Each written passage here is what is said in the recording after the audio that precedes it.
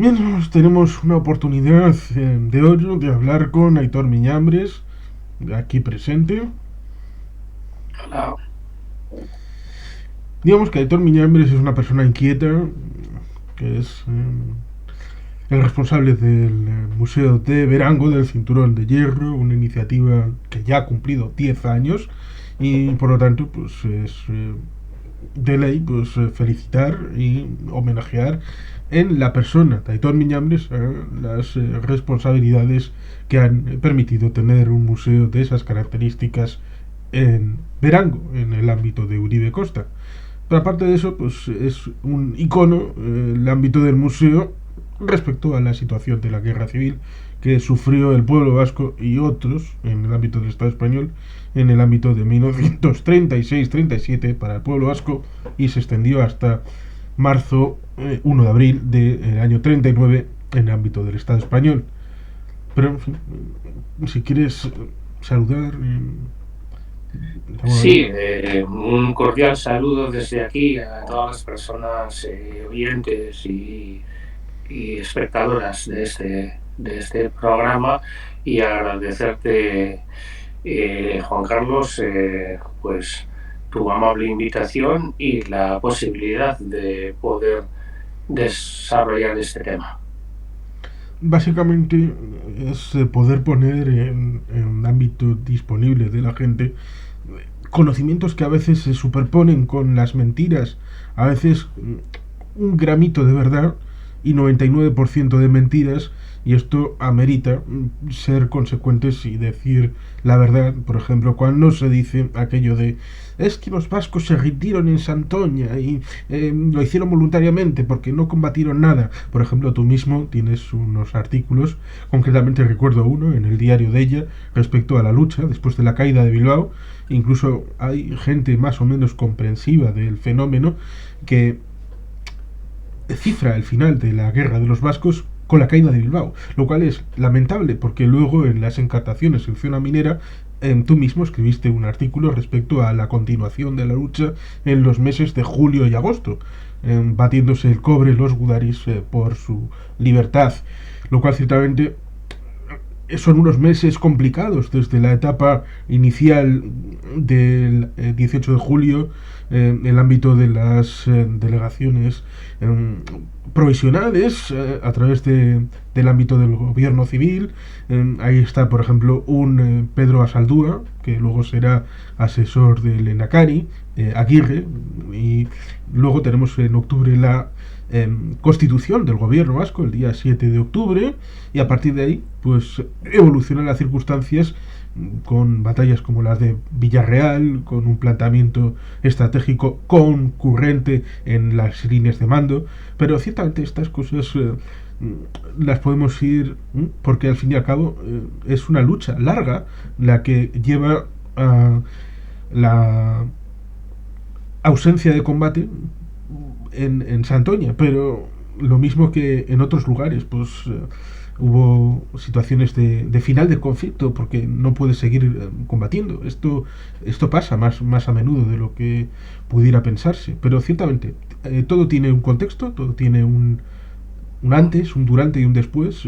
Creo que compartes un poco esta visión de lo que es la historia.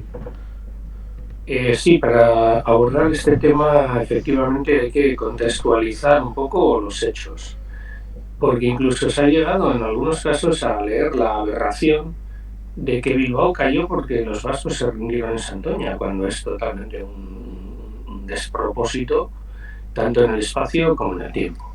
Hay que entender el espacio geográfico y hay que entender el tiempo y hay que entender los acontecimientos ocurridos para poder entender el final de la guerra en el norte. Tenemos, como bien has dicho, Juan Carlos, que contextualizar un poco los hechos. Y es que, como bien dices, también el 18 de julio de 1936 se produce la sublevación al golpe de Estado de una parte importante del ejército de la Segunda República contra el gobierno del Frente Popular de la propia Segunda República.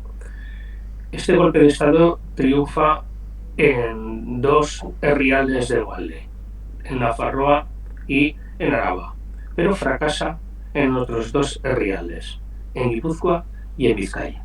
En Guipúzcoa sí llega a haber un golpe de Estado, un tanto tardío, pero los militares del cuartel de artillería Loyola se sublevan y de alguna manera son aplastados por la ciudadanía leal al gobierno de la República.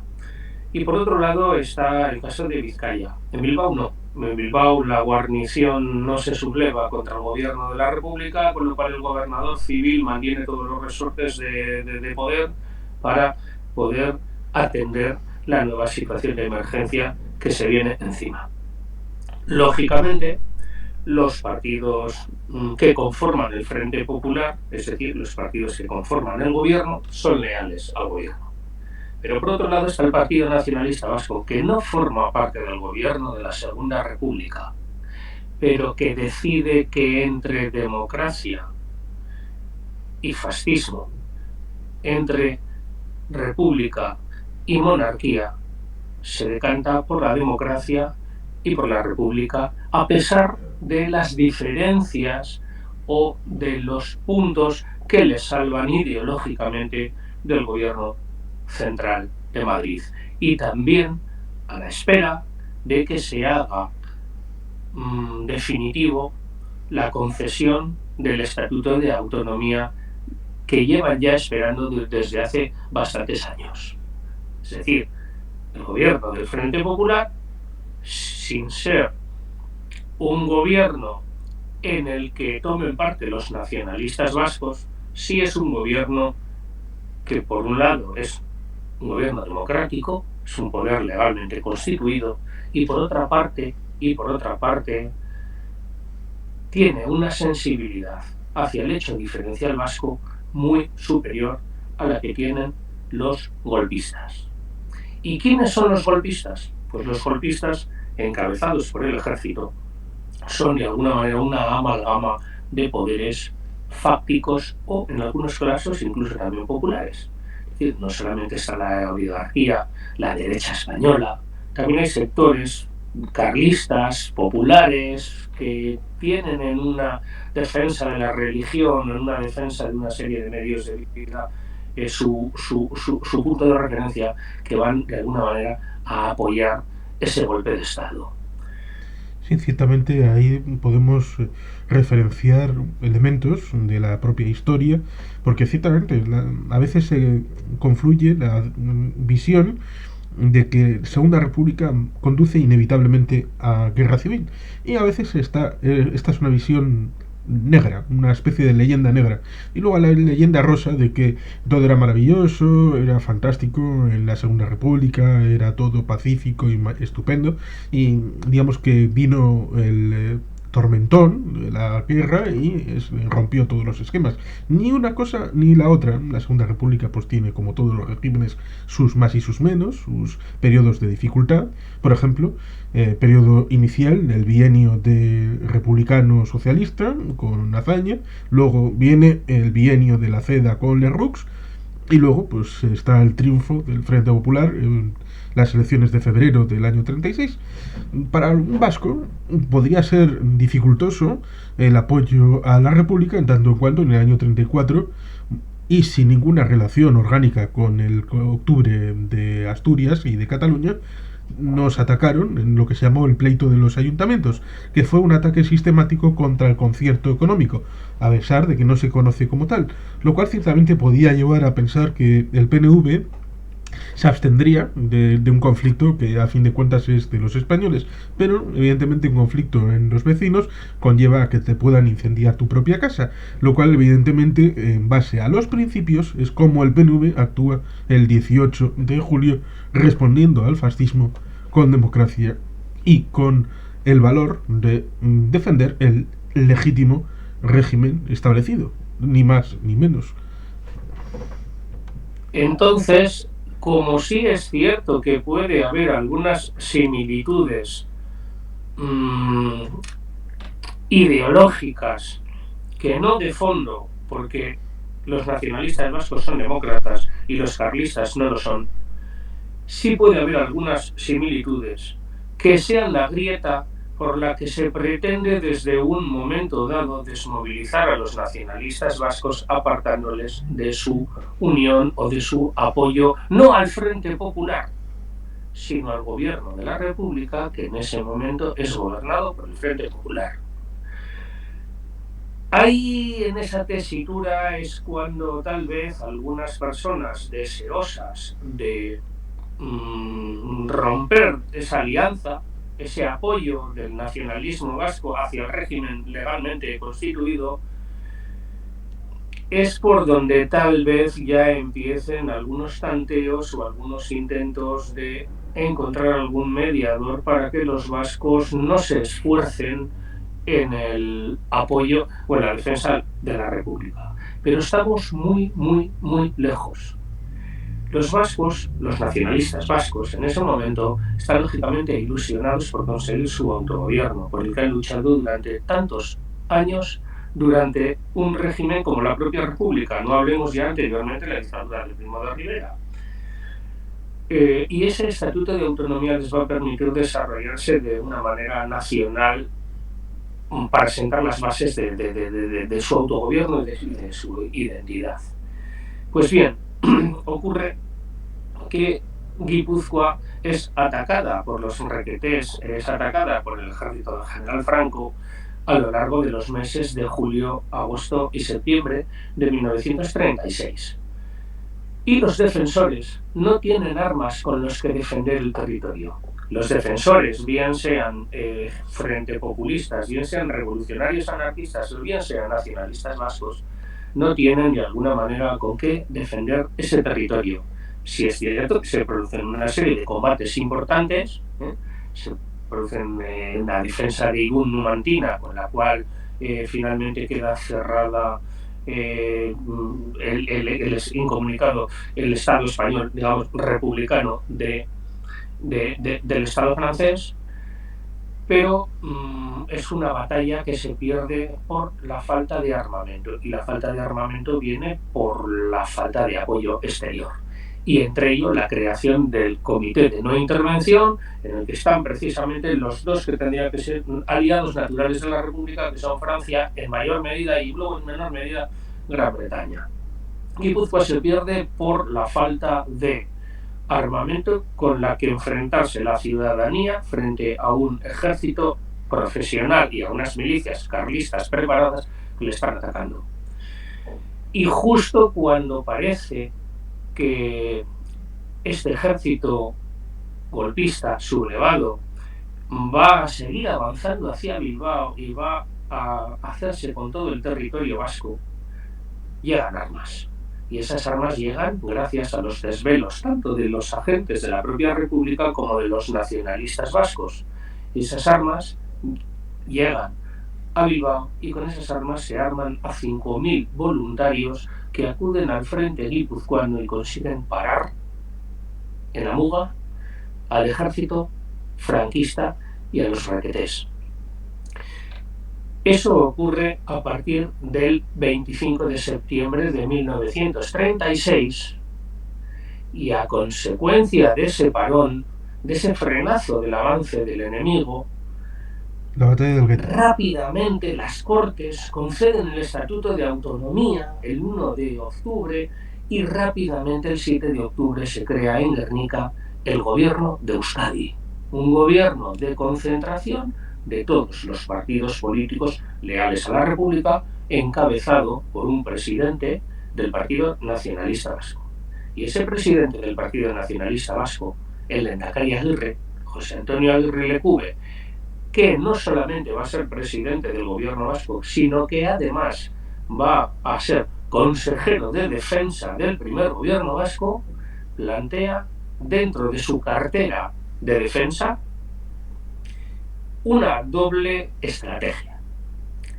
La primera estrategia consiste en militarizar a las milicias, convertir a esos milicianos, a esos gudaris, en soldados de un ejército regular y un ejército que pueda no solamente defenderse del ataque enemigo, sino que en un momento dado también pueda atacar al enemigo y recuperar territorio perdido, por una parte.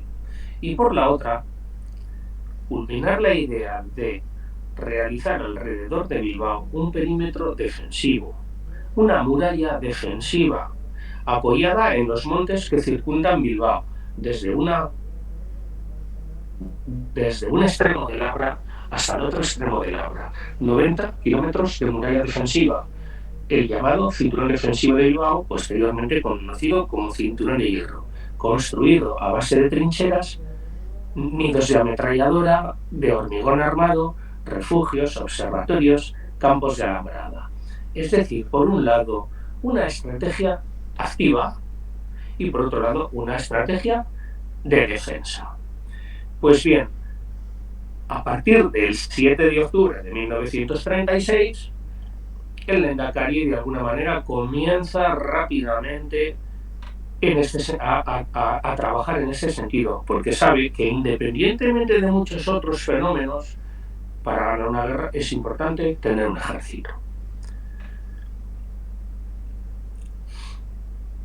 Ciertamente es importante, y además no solamente el ejército, sino cuando se constituye el gobierno vasco, cuando consejeros como Elidoro de la Torre o Gonzalo Nardiz y junto a todos los demás es necesario mantener las líneas de crédito abiertas, la agricultura en un territorio como Vizcaya que era completamente complicado, evidentemente, y luego con la mochila extra de tratar de suministrar después de la desanexión con el ámbito de Francia y el aislamiento en el ámbito de la cornisa cantábrica, suministrar en parte el ámbito de la provincia entonces conocida como Santander y la provincia de Asturias, lo cual ciertamente conllevó sus dificultades y sus más y sus menos en el ámbito llamémosle diplomático. Pero ciertamente el gobierno vasco, constituido el 7 de octubre, empezó a tener sus funciones con la presidencia en el Hotel Carlton de la hoy Plaza Moyúa de Bilbao,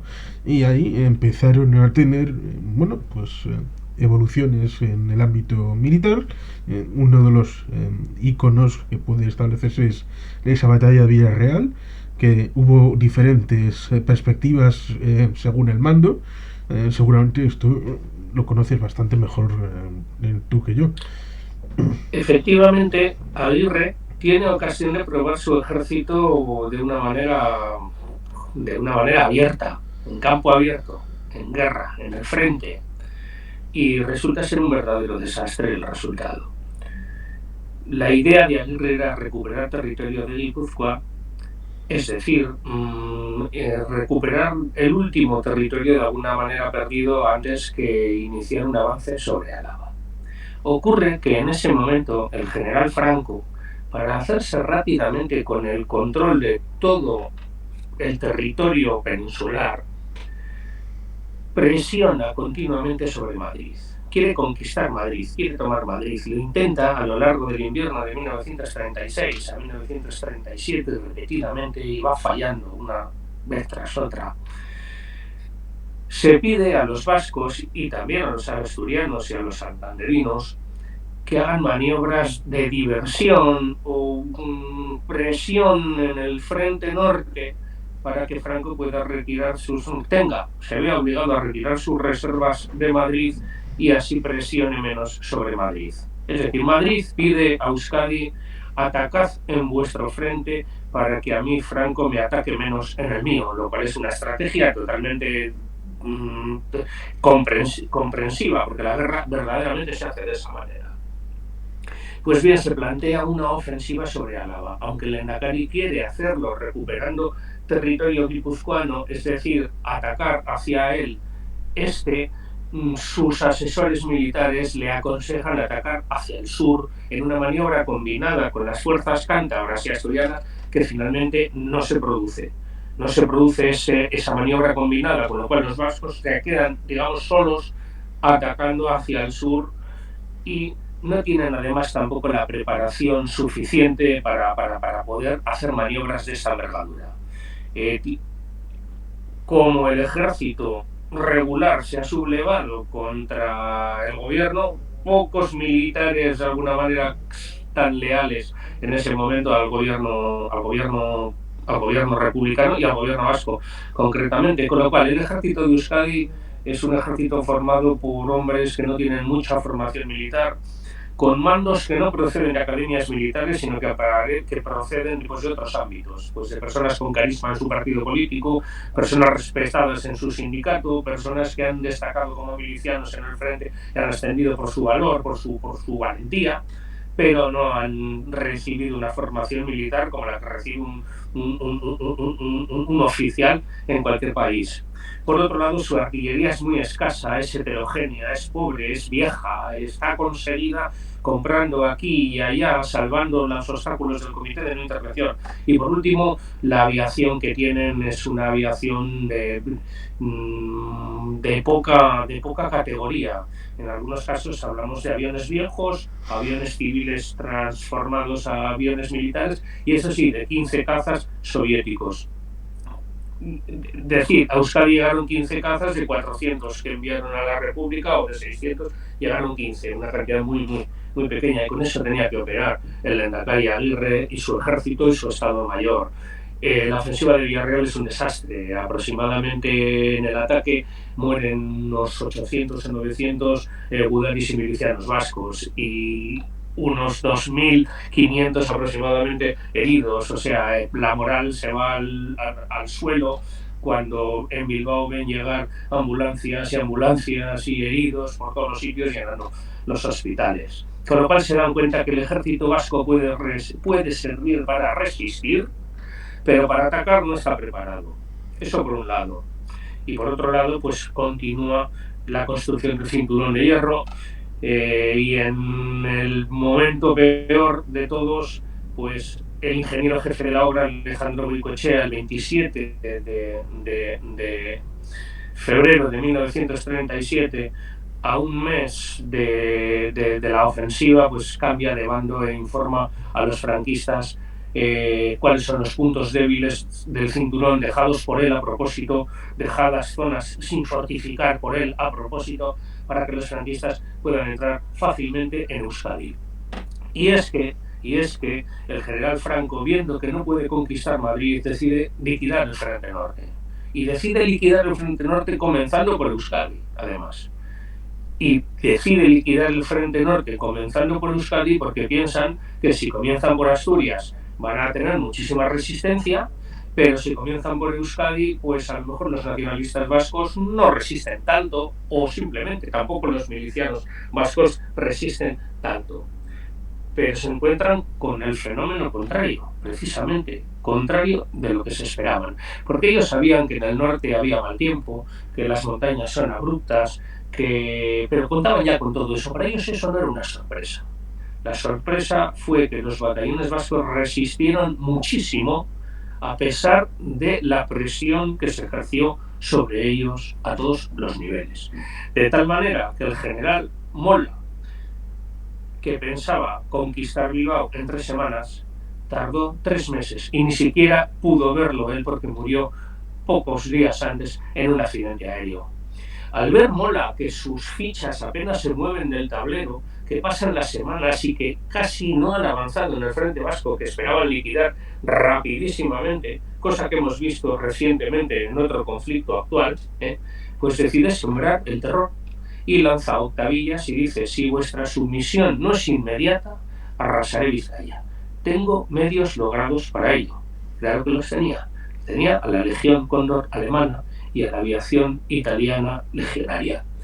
Tenía 110 aparatos para poder atacar el frente y para poder atacar la retaguardia, para sembrar el terror, para romper la moral de defensa, para que la gente dijera: por favor, rindámonos, porque cualquier cosa va a ser peor que si nos rendimos.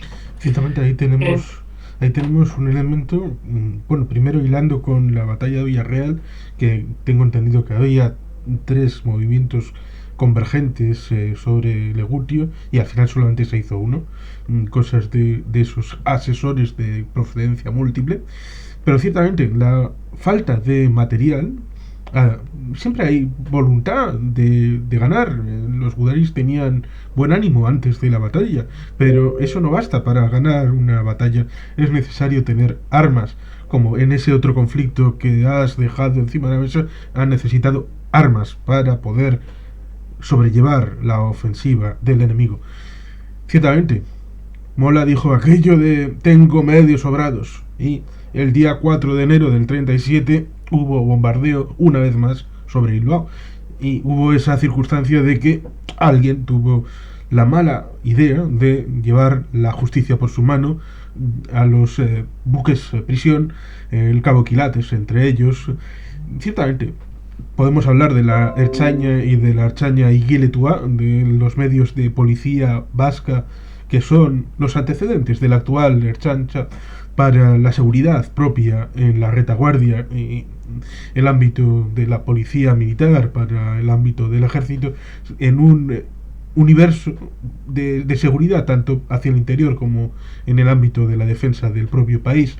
Pero ciertamente nadie es perfecto y surgieron los problemas de los Cabo Quilates y además. Pero ciertamente, y seguro que puedes dar más detalles, fue un caso único en donde el propio gobierno vasco intentó purgar sus culpas, que tenía pocas, porque eran más bien milicianos ligados a UGT, a comisiones o a CNT, y después inició procesos penales que únicamente se tuvieron que interrumpir por la propia caída de Bilbao, lo cual ciertamente no todos pueden decirlo. Cabe aquí distinguir además dos cosas. Por un lado, los presos que estaban en los barcos prisión, en el Aldunamendi, en el Arantzazumendi y en el Cabo Quilates, vieron sus vidas amenazadas el 25 de septiembre de 1936, cuando todavía no existía el gobierno vasco, aunque estaba a punto de existir. ¿Por qué? Porque Bilbao es bombardeada el día 25 de septiembre de 1936 a consecuencia de que los vascos están resistiendo en el Gueta por esas fechas, justo que han recibido armas, como hemos comentado. Entonces, de alguna manera, ven los franquistas que los vascos han recibido armas, que se están resistiendo, y como castigo bombardean Bilbao el 25 de septiembre. Y entonces una muchedumbre enfurecida se dirige hacia los barcos prisión. El director de la prisión flotante, Arantzazumendi, para evitar males, saca su barco a labrar. Pero los otros dos barcos, el Cabo Quilates y el Aldunamendi, permanecen en sus dársenas y son asaltados y son asesinados bastantes presos derechistas que estaban confabulados con el golpe de Estado de 1936, pero que no pudieron de alguna manera verlo triunfar. Bien. Posteriormente se crea el gobierno de Euskadi y el gobierno vasco, para que estos hechos no se vuelvan a producir, decide sacar de esas prisiones flotantes a esos presos y llevarlos a una colonia penitenciaria que hay en Santucho. Apoyándose en la cárcel de la Rinaga, se habilitan otros edificios como cárceles, como son el convento de los Ángeles Custodios, la Casa Galera y el convento del Carmelo. Y ahí se alojan esos presos. Pues bien, sí ocurre que a raíz de otro bombardeo que has mencionado, el bombardeo del 4 de enero de 1937, en el que es además derribado uno de los aviones que participan en el bombardeo, una muchedumbre muy enfurecida se dirige hacia las prisiones y consigue hacer saltar los cerrojos y demás de las puertas, arrollar a los guardianes, y consiguen entrar en las prisiones y asesinar a un número importante de presos. Bien, ¿cuál es la reacción del gobierno vasco? En ese momento se suele decir que Telesforo Monzón, que era el consejero de Gobernación, tal vez no actuó con la diligencia que hubiera tenido que prever y que los acontecimientos se echaron encima. Buscaron un batallón para poder poner orden y enviaron a un batallón de UGT, el batallón UGT 7 Asturias, pero desgraciadamente algunos de los milicianos del UGT 7 Asturias se sumaron a los asaltantes, matando a algunos presos. La Erchaña, la policía, en ese momento estaba acuartelada en Las Arenas, en Guecho, con lo cual trasladarse en aquella época en tren, una unidad de un tamaño importante, digamos el tamaño de una compañía, unos 100 hombres, hasta allí, requería un tiempo. Parece ser que entre una cosa y otra pasaron por lo menos 2 horas, con lo cual la imagen del gobierno vasco quedó bastante dañada. Posteriormente, en un congreso en los años 50, el propio Lehendakari Aguirre pidió perdón porque en aquel momento no habían funcionado los resortes de poder, de control, de orden público como tenían que haber funcionado. Pero sí es cierto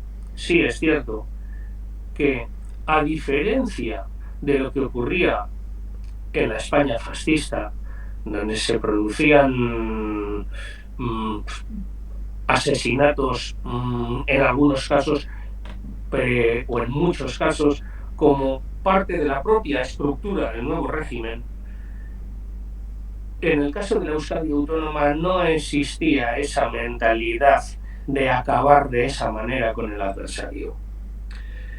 Y como bien has comentado, se abrió una investigación para determinar responsabilidades.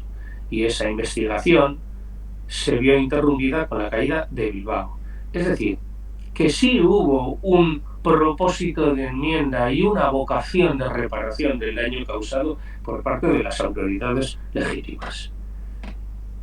Es importante, lo mismo que la posible mención de el señor Manuel de Irujo como ministro de Justicia, tratando de humanizar una guerra siempre cruel, pero tratando de establecer cauces para una visión distinta. Lo mismo que la relación con el Comité de Cruz Roja Internacional a través del señor Junod, a través del intento de canjes de prisioneros, unos elementos que intentó infructuosamente a veces el gobierno vasco, porque la otra parte evidentemente pues no estaba en esto, sino en una visión más Gengis Khan, más Atila de lo que es el concepto bélico, tratando, curiosamente luego se ha sabido, de alargar cuanto más posible el hecho bélico para así tener más tranquilo el cotarro general, porque así evidentemente te limitabas el elemento contestación en el efecto posguerra. Ciertamente, los Kudaris lucharon bravamente, como has comentado, una perspectiva de 3 semanas, se convirtieron en 3 meses en la ofensiva final, pero lamentablemente las peticiones de armas chocaban con una obsesión, supongo que mejor lo digo yo, la obsesión del tema de Oviedo, ir en el tema de Asturias, que Asturias estaba dividida, mitad lo controlaba el gobierno republicano y la otra mitad la controlaba el ámbito sublevado, y se enviaban fundamentalmente armas porque se ponía en el frontispicio de las prioridades la búsqueda de la toma de Oviedo frente a la posibilidad de la defensa del Frente Vasco. Por lo tanto, en el Frente Vasco había falta de cañones, de aviones, de munición, y evidentemente, salvo que los Gudaris hubieran pasado a piedras y palos, es difícil. Llega un momento en el que pues no puedes seguir. Y sobre todo, como dijiste, esa forma de defensa que había sido el intento psicológico, porque también ayuda cuando tienes que enviar a la gente al frente. El soldado, si sabe que su familia está detrás de un muro, que era el cinturón de hierro, puede luchar con más confianza, con, digamos, más, no diré arrojo, pero sí con la seguridad de que aunque él pueda perder la vida, su familia tiene una protección. Si ese se rompe a través de el traidor Goicoechea, pues evidentemente la dificultad es mayor a la hora de establecer esa defensa, con lo cual los elementos se van poniendo en fila para acabar en la caída de Bilbao. Una de las constantes a lo largo de esa ofensiva franquista contra Euskadi, que dura desde el 31 de marzo de 1937, hasta finales de junio, comienzos de julio de 1937, teniendo en cuenta que en medio está la caída de Bilbao el día 19 de junio, bueno, es la falta de apoyo armamentístico por parte del gobierno de la República. Los defensores son conscientes de que no están recibiendo el apoyo que necesitan para defenderse. Y si bien la República no tenía una facilidad grande ya de por sí de conseguir armamento para su defensa, aquel armamento que consiguió para su defensa fue confiado a otros frentes donde no querían de alguna manera tampoco perder ni hegemonía ni territorio. A Euskadi llega muy poco del material soviético recibido por la República. Y el material soviético que llega a Euskadi, en algunos casos es bueno, en varios casos es normal y en su gran mayoría es muy malo. A Euskadi no llegan fusiles Mosin Nagant, a Euskadi no llegan ametralladoras Maxim, a Euskadi no llegan carros de combate T-26B, y a Euskadi solamente llegan 15 aviones Polikarpov biplanos. Bien, ¿por qué? En Euskadi tenía muy poca hegemonía el Partido Comunista, pero era precisamente el Partido Comunista el que se ganaba la confianza de la Unión Soviética a la hora de enviar a la Unión Soviética ayuda a la España republicana. Y ni el Partido Comunista ni la Unión Soviética querían que los sitios donde ellos tenían hegemonía, en aquellos frentes en los que ellos sí tenían hegemonía, que no era el nuestro, fueran derrotados. Es decir, esas armas tenían que estar para la defensa, principalmente para la defensa de aquellos sitios donde tenía hegemonía la Estrella Roja de 5 puntas. Y ese no era Euskadi, y tampoco era Santander, y tampoco era Asturias. Sí es cierto también que las unidades militares asturianas durante la gran mayoría del periodo de guerra se cecan en conquistar Oviedo, o tomar Oviedo, o recuperar Oviedo. También lo entiendo, porque claro, que la capital de la provincia esté en manos del enemigo y que sea un continuo cáncer, un continuo foco de desestabilización que te consume fuerzas, que te consume recursos, que te consume un frente entero, pues es normal que tuvieran intención de liquidarlo. Es así como tendría que funcionar en una guerra. Lo que ocurre es que tras sucesivas ofensivas, ataques para conquistar Oviedo, para reconquistar Oviedo, para hacerse con Oviedo, los republicanos no consiguen hacerse con Oviedo. Y finalmente ya cuando se tienen que defender, ya no se tienen que defender de los franquistas que están en Oviedo, sino de los que les vienen por todas partes, al final ya de la etapa de la guerra. Pero hilando un poco con el periodo que hablábamos de la ofensiva, cuando el general Mola ve que su ejército no avanza, le pide más tropas a Franco, Franco le manda más brigadas, le pide más ayuda, Franco le manda más aviación, con esa aviación bombardean a la población civil, pero aún así transcurre todo el mes de mayo y no se rinden. O sea, todo aquello que esperaban, venga, rendiros, os vamos a bombardear, vamos a haceros polvo, vamos a arrasar Vizcaya, por mucho que las amenazas se llevan a cabo, no resisten, o sea, no avanzan a la velocidad que tenían que avanzar. ¿Por qué? Porque Euskadi resiste. Euskadi resiste después del bombardeo del 26 de abril de Guernica, resiste todo el mes de mayo y resiste casi 3 semanas de junio.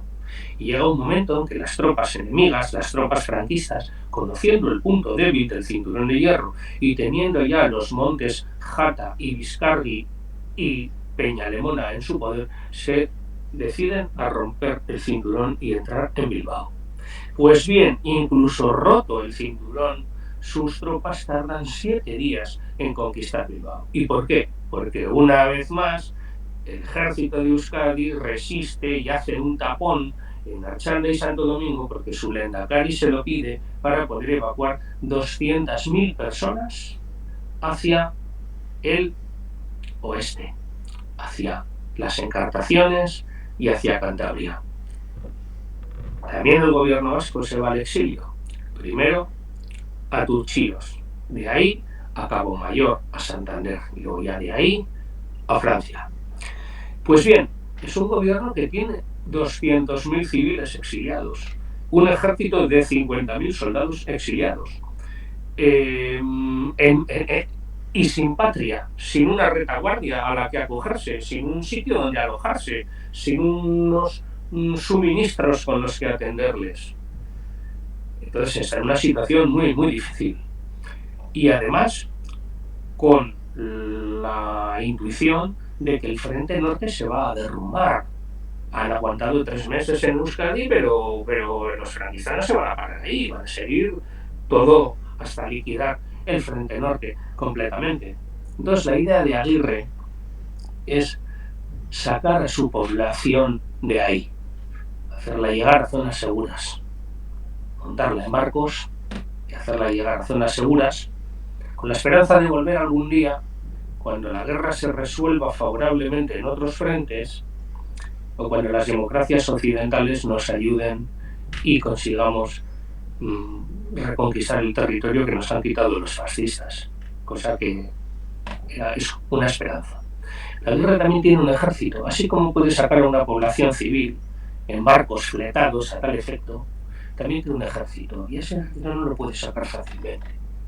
No lo puede sacar fácilmente porque en principio la guerra continúa en el norte y esos soldados supuestamente hacen falta en el norte. Por otro lado, porque el ejército de la República, porque el gobierno de la República, el presidente Azaña, no está por la labor de dar facilidades para ello. De hecho, el Lehendakari y el presidente Azaña se reúnen en Valencia y Azaña no está por la labor de dar facilidades para ello. Y tercero, porque Francia no va a permitir el paso por su territorio de 50.000 soldados, aún desarmados, desembarcados en los puertos del Atlántico para llevarlos hasta Barcelona por la frontera, por el otro extremo de la península. Con lo cual la idea de Aguirre, muy filantrópica, no tiene una salida fácil en la realidad. Y además creo que si puedes decir los números seguramente tú mejor que yo, pero si contamos que en el ámbito del Eusko Gudrea-Ustea pongamos la mitad eran nacionalistas vascos, la mitad de sus integrantes, en el ámbito de Cataluña la mayor parte de los integrantes del ejército de Cataluña eran anarquistas, lo cual chocaba bastante con el tener al presidente Companys de Esquerra Republicana de Cataluña en el ámbito del gobierno, lo cual ciertamente llevó a algunos miembros del gobierno de la República a pensar si Companys, como está estructurado la situación militar en Cataluña, está siendo un problema, porque para algunos elementos era un problema, con el gobierno vasco en el exilio en Barcelona y el Eusko Gudrea-Ustea exiliado en Barcelona, esto puede ser un problema aún mayor, con lo cual mejor nos eliminamos el asunto y que se quede el Eusko Gudrea-Ustea en el ámbito del cornisa cantábrica, defendiendo Asturias, defendiendo la provincia de Santander, y se acabó el asunto. Pero hay 2 factores ahora a tener en cuenta. Uno, que los vascos, tanto civiles como militares, no son tan bien recibidos en otras provincias cantábricas republicanas. En algunos casos, pues por su condición ideológica no revolucionaria, y en otros casos porque pues va a haber que compartir con ellos los pocos recursos existentes, y en otros casos pues porque la vecindad ya de por sí no es grata para nadie.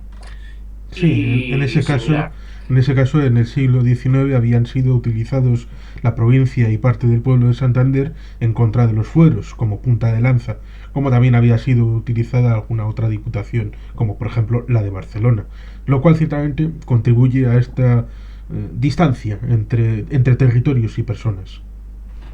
Efectivamente, distancia que ya la había entre los 3 territorios, entre País Vasco, Cantabria, Santander y Asturias, como tú dices, desde el siglo XIX. No solamente entre vascos y cántabros, sino entre asturianos y cántabros y demás. Pero bueno, el caso es que ese es un pequeño o un problema importante, pues el alojamiento de todas estas personas y la desconfianza de, pues, de oye, ¿qué va a ser de nosotros? Aquí el recibimiento no está siendo tan bueno, estas personas tampoco tienen alimentos para darnos porque los necesitan para ellos, y además están algunos diciendo que la guerra les ha llegado a ellos, la guerra se les ha acercado a la puerta de sus casas porque nosotros no hemos defendido nuestro territorio. Si nosotros lo hubiéramos defendido bien, aquí pues a ellos no les hubieran atacado, ¿no? Entonces se produce esa situación. A lo que hay que añadir que los vascos estaban un poco desilusionados porque no habían recibido o no creían haber recibido la ayuda militar que tenían que haber recibido. Bien, y ahí interviene Juana Julia Guerra. Y hace caso de las propuestas de paz que le llegan del cónsul italiano Cavaletti a través del sacerdote Onaindia. Y ahí no es que se sientan a negociar, sino que ya empiezan a intercambiar impresiones. Bien. Mientras tanto, se producen hechos de guerra, el frente se para, el avance franquista se para nuevamente, porque para aliviar el frente norte y el propio frente del centro, el ejército republicano lanza una ofensiva contra los franquistas en Brunete. Bien, y entonces los franquistas dicen, vamos a dejar el frente norte por un momento hasta que resolvamos este ataque que estamos recibiendo en Brunete, y cuando solventemos este ataque que estamos recibiendo en Brunete, pues ya volvemos otra vez al frente norte a liquidarlo. Bien, pues esto ocurre, este paréntesis es entre comienzos de julio de 1937 y también comienzos de agosto de 1937. Vienen a ser unas 5 semanas aproximadamente. El ejército de Euskadi sigue formando parte del ejército republicano del norte. Bien, y tiene 4 divisiones. El ejército de Euskadi en ese periodo se ha reorganizado e incluso ha combatido en el monte Colicha y en el monte Alén para reconquistar territorio vasco, para intentar reconquistar Balmaseda, sin éxito y demás. Pero bueno, se ha mantenido activo. Todavía no ha recibido tampoco nadie ninguna orden ni de retirada ni de ningún movimiento, más que mantenerse en las posiciones e incluso en algunos casos atacar. Bien, estas 4 divisiones vascas, digamos, están desplegadas de la siguiente manera. Una división vasca está protegiendo el frente cántabro desde Ontón hasta el comienzo de las encartaciones, aproximadamente en Traslaviña. Vale. La siguiente división vasca ocupa el frente de las encartaciones, frente de Vizcaya, desde donde enlaza desde Traslaviña hasta aproximadamente casi hasta Bordunte. Bien. Luego hay otra división vasca que permanece a disposición del mando, que suele estar aproximadamente acuartelada en la zona de Solares. Bien. Y luego hay otra, que es la división de choque del comandante Ibarrola, que no está a disposición del mando vasco, sino que está a disposición del mando central, para que nos entendamos. Bien, y que posteriormente combatirá pues en la zona oeste de Cantabria. Bien. El caso es que si tuviéramos un mapa, veríamos cómo las fichas están situadas en la frontera entre Vizcaya y Cantabria, más o menos, digamos. defendiendo hacia el ataque que les pueda venir de Vizcaya. ¿Qué ocurre? Que cuando el general Franco intenta reactivar el frente norte, el ataque a Cantabria no viene desde Vizcaya, que es desde donde se había quedado parado. Es decir, los franquistas avanzando hacia Cantabria se quedaron parados más o menos en esa zona que hemos dicho entre Ontón, Turchillos, Traslaviña, Ordunte. Bien, se quedaron ahí parados, pero por ahí no reanudaron los franquistas el ataque para conquistar Santander, sino que hicieron una maniobra muy diferente. Desde Aguilar de Campoo, en dirección Reynosa, Torrelavega, Santander, era donde tenían marcado su ataque. ¿Qué hicieron? Un ataque relámpago en esas condiciones, con la intención de partir la provincia en dos.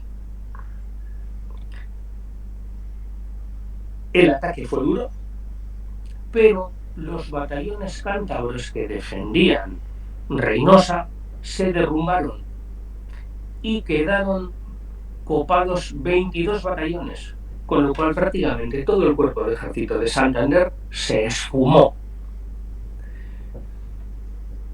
Y quedó los batallones vascos defendiendo el frente con Vizcaya, por donde los franquistas no atacaban.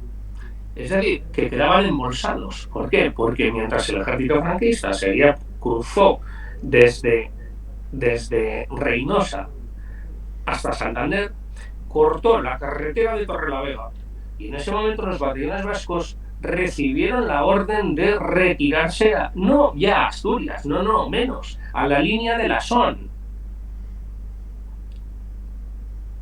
Era una locura, porque en el momento que se retiraron los batallones vascos del frente vasco para trasladarse a la línea del río Asón, los franquistas iban a avanzar detrás de ellos por el frente vasco, pero por el otro lado también iban a avanzar para pillarlos entre los fuegos. Por mucha ría que hubiera, eso no había quien lo resistiese. A alguien se le encendió la luz unas pocas horas después y dijo, bueno, como esto no tiene ningún viso de seguir adelante, pues que intenten salir en dirección a Asturias. Pero no podían salir porque la carretera de Torrelavega ya estaba cortada. Con lo cual todos esos batallones vascos, fueran nacionalistas o no lo fueran, no tenían ya escapatoria. Los batallones nacionalistas se concentraron en la zona de Santoña porque Ajuriaguerra ya estaba cerrando un pacto con los italianos, que consistía en: no nos vamos a resistir a vosotros, total, estamos cercados, no nos vamos a resistir, no os va a costar sangre, pero nos vamos a entregar con una serie de condiciones. La primera, que vais a respetar la vida de todos. La segunda, que a los oficiales y a las personas comprometidas les vais a permitir salir en barco. La tercera, que a los prisioneros no les vais a obligar a ir a la guerra con vuestro ejército. Y aquellas tropas que se acojan al pacto podrán disfrutar de esos beneficios. Los italianos, que además necesitaban protagonismo, dicen: sí, nos parece estupendo, vamos a hacerlo de esta manera. Hay otros batallones que no, que intentan ir hacia Asturias, pero tampoco pueden porque ya Santander está prácticamente copado, con lo cual lo más que pueden hacer es ir a la bahía de Santander y esperar un barco que les saque. Y ya no hay barcos, porque precisamente los barcos franquistas ya están pululando por los alrededores de la bahía de Santander para no permitir que ningún soldado vasco, santanderino o asturiano ahí atrapado pueda salir. Entonces, digamos que la capitulación de Santander, de la ciudad o de las fuerzas que protegen la ciudad, o de la policía, de la guardia de asalto, se produce pues entre el día 24 y 25 de septiembre, entre el día 24 y 25 de agosto. El día 26 ya los italianos están entrando en Santander y la población afín y las chicas salen a darles besos y ellos a recorrer con las tanquetas Santander. Ya en ese momento es cuando están a la vez entrando en Santoña también, el día 26 de septiembre. De Como agosto, de agosto, Ajuriaguerra ve de que el agosto, pacto no se va a cumplir, perdón, de agosto. 26 de agosto, quería decir, sí, como Ajuriaguerra ve que el pacto no se va a cumplir, porque percibe que ya han ido ahí algunos barcos, algún barco incluso ha llegado tarde, pero ya algunos oficiales que estaban en las listas de embarque han subido a los barcos, que luego han llegado allí, les han mandado bajarse y demás. Ajuriaguerra coge y va a Santoña. Estando en Francia, coge un avión y se planta en Santoña. E incluso se niega a ser evacuado con otros miembros del partido. Incluso dice, no, la mitad de los buruquíes del partido se tienen que quedar aquí. Sí, esa es la famosa reunión en la playa de Laredo, en Exactamente. donde se decide. Ajuriaguerra dice, se va a hacer un sorteo, pero va a haber dos personas que no van a entrar en el sorteo. Uno va a ser Doroteo de Siaudit, presidente del EBB, por su edad, por su categoría, que se va. Y yo, que me quedo. Esos dos no se sortean. Y los demás puestos se sortean, porque va a tener que haber gente fuera, pero también vamos a tener que estar algunos en la cárcel compartiendo con los demás, con estas personas a las que se han confiado en nuestra palabra. Tenemos que compartir su misma suerte. Hasta el punto de que no solamente los batallones del Partido Nacionalista Vasco se concentran en Santoña y se entregan a los italianos, es que lo hacen también los partidos de la CNT, perdón, los batallones de la CNT, es que también lo hacen otras unidades y también, por supuesto, los de Acción Nacionalista Vasca.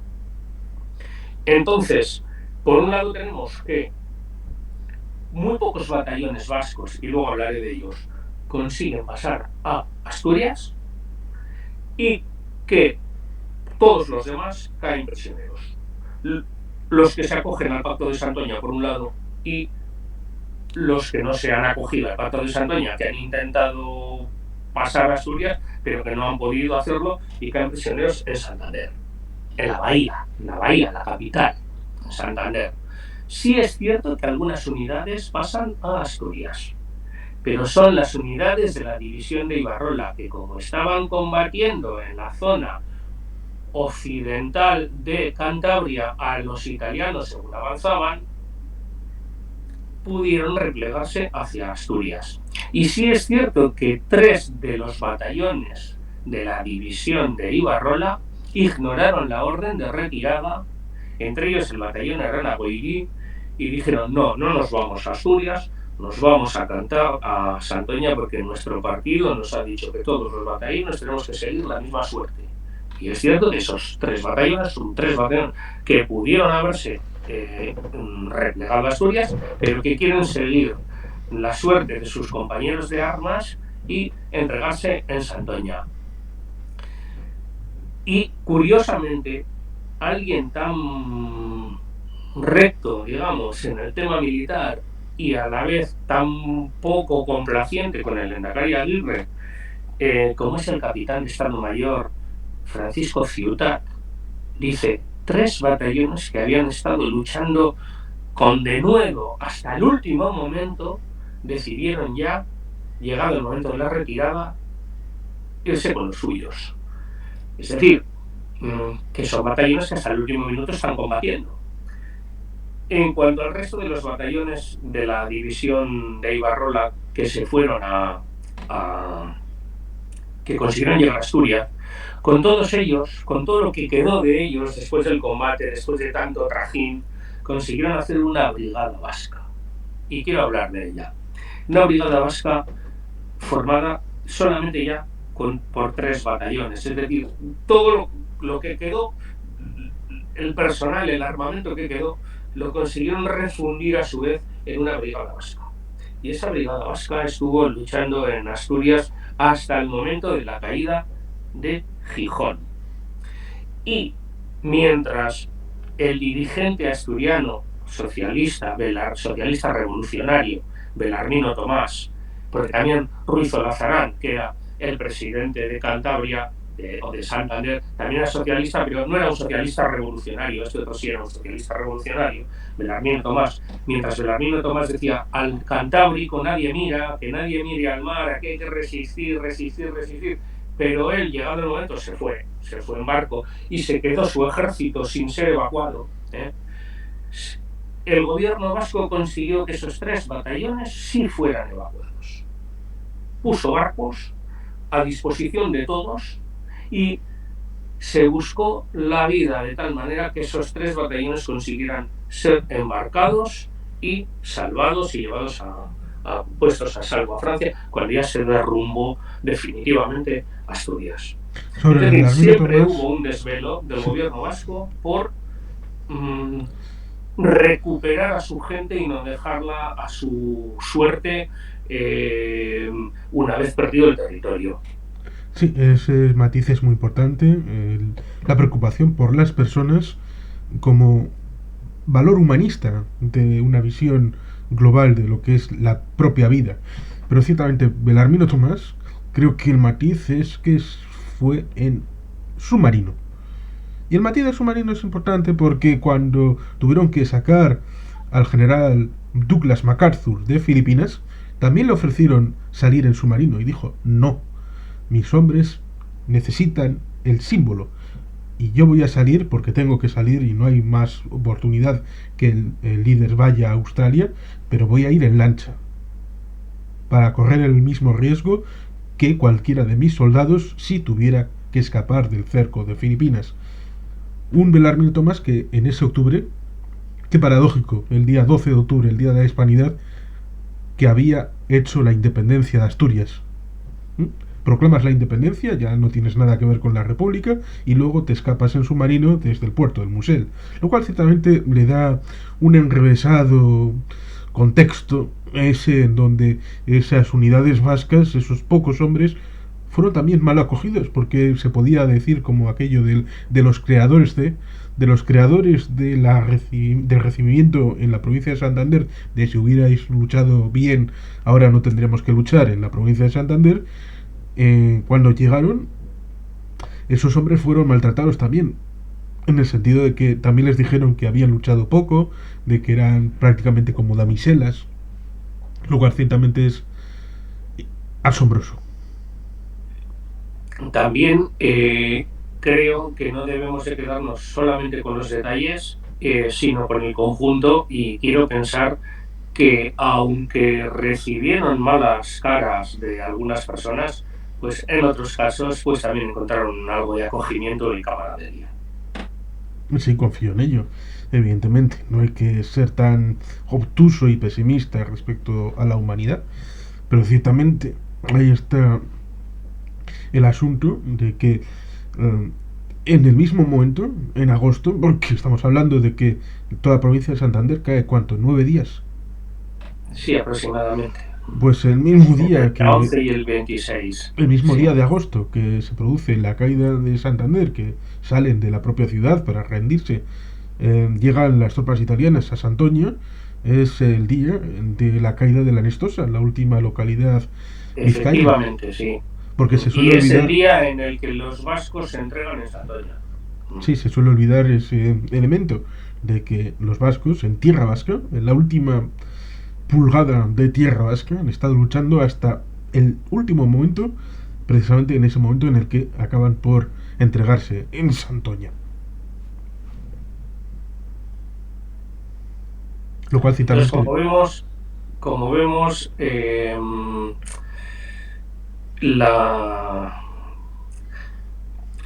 digamos, la entrega de los batallones vascos en Santoña, al igual que los que se entregan en Santander, no es consecuencia para nada de una traición como tal a la República, sino como consecuencia, por un lado, de un estado de ánimo y como consecuencia también de una visión realista de la situación militar en el Frente Norte.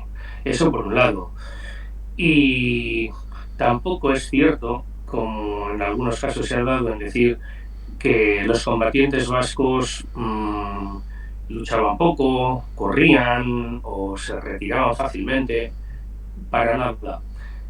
precisamente los franquistas creyeron a la hora de diseñar su campaña del norte que iba a ser así y se llevaron un grandísimo chasco como lo reconocieron posteriormente. Precisamente, Como más. decía el comandante San Juan, en el frente norte en ningún sitio se luchó con tanta intensidad como en el País Vasco. Pero sí es cierto que después de unos meses de combate en los que el suministro de armamento y no te digo ya nada de víveres y de otras necesidades de la guerra es muy precario, pues que cunda la desilusión y que también de alguna manera se busquen otras salidas a una ratonera.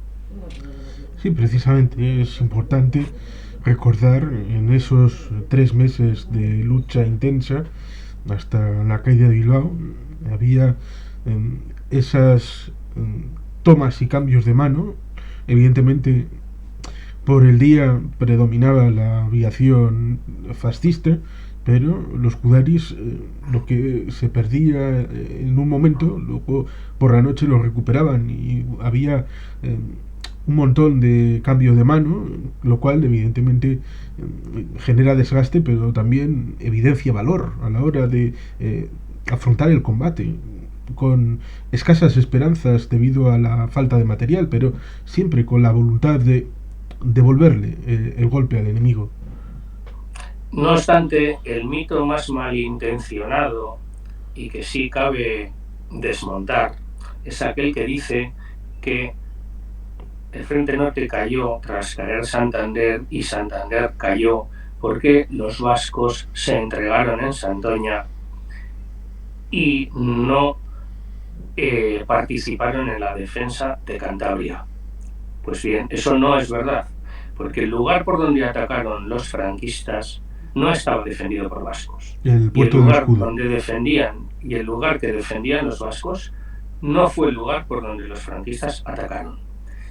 Los vascos, como decimos, defendían la parte este de Cantabria y las encartaciones, y por ahí los franquistas no atacaron. Los franquistas atacaron desde Palencia en dirección norte, en dirección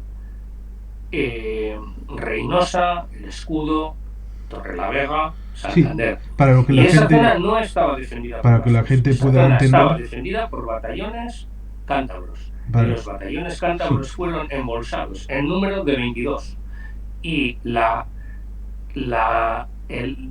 derrota de esos 22 batallones cántabros del ejército cántabro fue la que ocasionó la caída de Cantabria, porque los vascos colaboraron en la defensa en todo caso, pero no facilitaron en ninguna medida el ataque, porque geográficamente estaban lejos del lugar desde donde se atacó.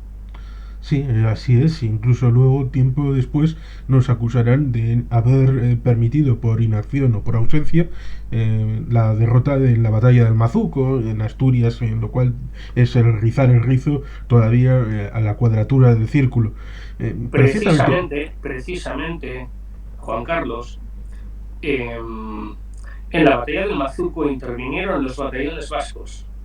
Y si bien no fueron condecorados, porque en esa época todavía no se condecoraba a los soldados republicanos, sí fueron agradecidos y sí fueron citados en los partes, e incluso existe un telegrama de época en el que se hace hincapié en la brava defensa del Mazuco por parte de la Brigada Vasca, la que hemos dicho que quedó en el lado cercano en el lado de Cantabria occidental y pudo retirarse hacia Asturias. Y diría una cosa más. Entre el Mazuco, que es la batalla donde ya finalmente parece ser que se decide la suerte de todo el Frente Norte, entre el Mazuco y Gijón, hay una cantidad importante de kilómetros. Es como si hubiera caído Bilbao al perderse la batalla de Irún. No como si hubiera caído Bilbao al perderse la batalla de Archanda o perderse la batalla del Cinturón de Hierro, no, como si hubiera caído Bilbao al defenderse una posición mucho más al este de donde está Bilbao. Sí, así es. Es importante señalar esa distancia y ese elemento espacio-temporal de una circunstancia como la caída de Asturias. Iba a decir que la entrada de las tropas fascistas desde Aguilar de Campón, desde el ámbito de Palencia, recorre prácticamente, para que alguien se pueda situar, lo que ahora es la autovía de la Meseta, que baja en dirección a Torrelavega, lo cual ciertamente indica la importancia de este corredor a lo largo de la historia, a pesar de que ese ataque estaba no previsto y por eso sorprendió a los defensores. Incluso en la zona esa de Reynosa hay un disculpas, hay un monumento a tropas italianas hechas. De hecho, es un monumento bastante curioso y pintoresco. Pero después de todo esto, pues evidentemente hubo que rendir cuentas y el Lendakari elevó un informe al gobierno de la República explicando lo que había sucedido. Las causas de la caída de Euskadi. Yo quería hacer hincapié en un par de cosas a favor Sí. del ejército de Euskadi. Una, en los años mediados del siglo XX, cualquier ejército en combate a lo largo de un año de guerra viene a tener aproximadamente un 10% de bajas. Bien. No quiere decir eso que todas las unidades de todos los ejércitos las tengan. Evidentemente, pues los que están en una división de choque tienen más bajas que los que están en intendencia. El que está en la jungla enfrentándose con los japoneses tiene más bajas que el que está en la cantina sirviendo donuts y Coca-Colas. ¿Vale? Pues bien, si tomamos un poco de media la Segunda Guerra Mundial, no es lo mismo el ejército soviético que el ejército británico, no es lo mismo el alemán que el norteamericano, pero bueno, viene a recogerse que de cada 100 personas que van a la guerra, transcurrido un año, 10 han fallecido. El ejército de Euskadi en 11 meses tiene casi un 15% de bajas mortales. O tiene otras heridos y demás, pero ya tiene un 15% de muertos. Con lo cual, de alguna manera, ya está el 50% más alto que la media de la que hemos hablado. Eso por un lado. Quiero decir, en cuanto a la entrega de la vida en defensa del territorio. Y ahora vamos a hablar en cuanto a la defensa del territorio valorada en lo despacio o rápido que avanza el enemigo. Bien, estamos hablando de que para moverse desde donde estaba el frente estable en Elgueta el 31 de marzo de 1937 hasta la caída de Bilbao el 19 de junio, el avance del ejército franquista es de 450 metros diarios, 45 kilómetros en 100 días aproximadamente. Si lo comparamos ya no con la caída de Santander, que hemos dicho que fue muy rápida, sino con otros episodios de la Guerra Civil Española, vemos que el ejército de Franco avanza rapidísimamente desde el sur de la península con sus tropas profesionales hasta las puertas de Madrid. En muy poco tiempo recorre una cantidad, varios centenares de kilómetros en muy pocos meses. ¿Por qué? Porque desde el comienzo de la guerra consigue traspasar sus tropas. Estamos hablando de agosto, septiembre, octubre, se ponen las puertas de Madrid. Bien. Entonces estamos viendo un ritmo de avance vertiginoso si lo comparamos con el Frente Vasco. Cuando el ejército franquista contraataca en el frente de Aragón y llega hasta Lleida, estamos viendo también varios centenares de kilómetros en muy pocas semanas. Cuando la ofensiva del Ebro termina fracasando en contra de la República y el ejército de la República pues ya está cansado y demás, cae toda Cataluña en unas semanas, entera, desde Tarragona hasta Girona, hasta la frontera con Francia, cae en unas pocas semanas. cuando precisamente a los franquistas les necesitan 100 días para recorrer 45 kilómetros. Aquellas personas que cuestionan el valor defensivo del ejército de Euskadi, ¿de qué nos están hablando? O sea, ¿qué nos quieren hacer creer cuando ahí están los hechos, los números, en números de muertos y la lentitud del avance enemigo, teniendo el enemigo todos los medios a su favor? ¿Qué nos están contando? Pues quieren que comulguemos con ruidas de molino, que en el momento, si alguno pudo pensar, se cortó rápidamente con ese informe del Lehendakari al gobierno de la República, poniendo las cosas en claro, hasta el punto de que creo que se puede decir que hubo una primera versión que fue limada para poder ser enviada al gobierno de la República, un poco menos hiriente con la responsabilidad de ese gobierno de la República en la propia situación de dificultad del gobierno vasco.